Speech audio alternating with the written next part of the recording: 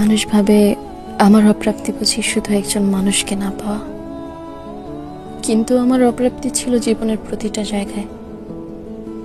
ফ্যামিলিতে ভালোবাসা ছিল, কিন্তু বোঝাপড়া ছিল না। লাইফ পার্টনার ছিল, কিন্তু ভরসা আর নিরাপত্তা ছিল না। বন্ধু ছিল অনেক, কিন্তু দুঃসময়ে পাশে দাঁড়ানোর মতো কেউ ছিল না। আমি হাসতে শিখেছি, কারণ কাঁদলে কেউ জানতে চাইতো না কেন।